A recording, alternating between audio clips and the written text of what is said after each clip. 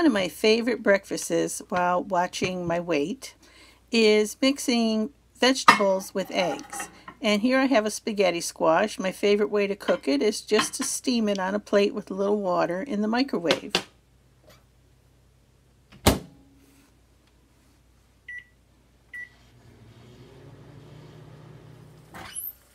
And when it comes out, it's tender, and you can strand it very easily with a fork. Pull it all out of there. Use some for breakfast, put some away and use it for lunch. I love my slap chopper.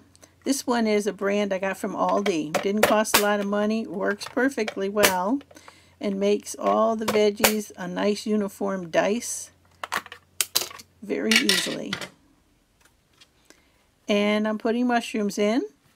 I like to peel my mushrooms just to get that outer skin off. I know you can brush them in with a cloth to clean them, but I just like taking the dark skin off and leaving the nice white texture underneath. This is, of course, baby Bella mushrooms, which I love. Now, my husband doesn't think he likes mushrooms, so if I'm going to serve him some, I have to chop them up beyond recognition and put them in his meal, and then they have more of a meat texture, and he doesn't know the difference, and he raves about the food, so I just can't tell him they're in there.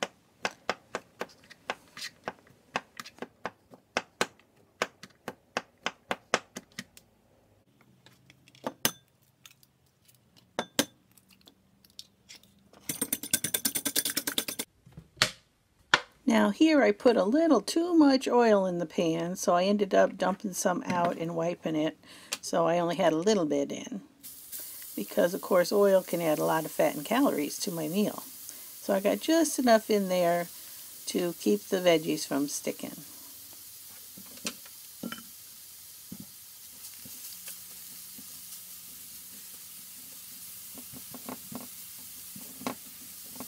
Now if the pan starts to dry out a little, I add a little water to kind of steam fry the veggies rather than more oil.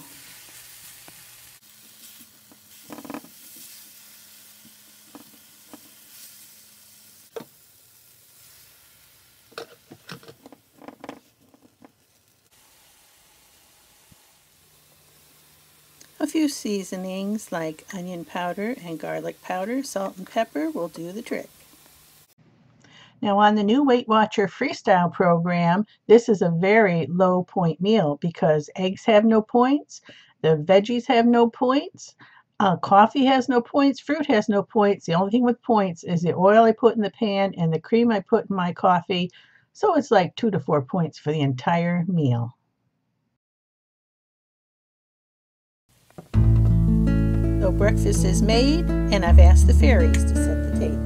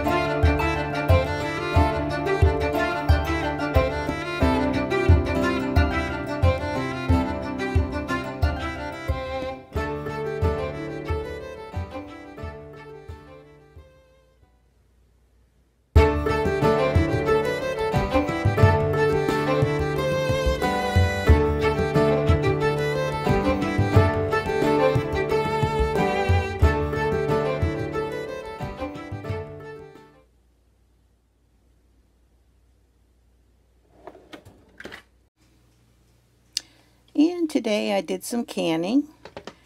I canned up some black beans and some turkey broth and turkey meat.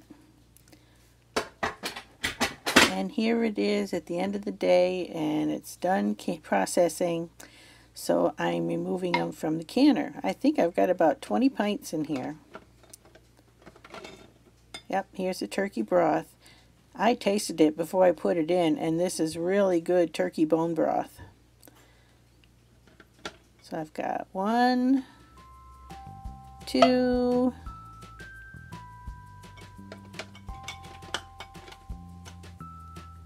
3,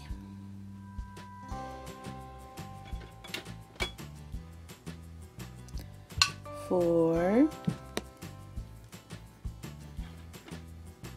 and some turkey meat, just one of those. So 4 pints of bone broth, and the rest are all black beans. I like to can dried beans because they're so much cheaper than buying the canned beans in the store. And when you can them up at home, they're ready to grab and use. You don't have to soak them or cook them or wait for them. Just bring home the dried beans and soak them and get them ready for canning, can them up, and now they're on your shelf just like a canned bean from the store would be, except they cost a whole lot less. So that was the top layer of jars, and now I'm removing the divider and going down to get the bottom layer of jars. And I do believe I have 20 pints in here in all. I like making pints. It's just my husband and I at home now for the most part, and my daughter Mandy, who is now living downstairs for a while she saves up some money to buy a house. So pints are pretty convenient. I can grab 2 if I need more, or 4 if the family's coming to visit, but a quart might be too much. And I like the idea of getting 20 jars in one canning session. That's pretty cool.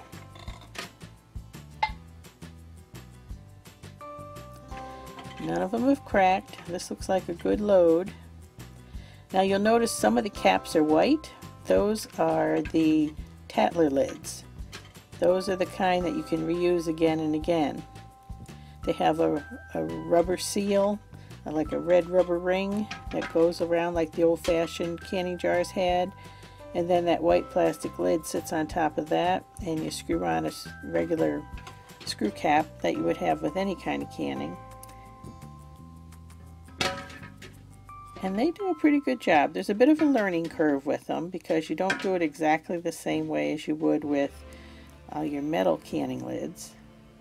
And they don't pop or ding or indent very much. You have to really look at them to see that they've sealed, but you test it with your fingers when they're done. You give them a tug, and if they're stuck, they're stuck. And they usually do seal pretty well. Yeah, these are the Tatler lids and these are the metal lids. Now when you take them out, you're supposed to screw them down tight. You don't do this with metal lids, but with the Tatler lids, once they come out of the canner, right away you mash down on them real tight and tighten that ring around the rubber seal. And hopefully you should get a good seal with all the jars when you do that, if they've been processed correctly.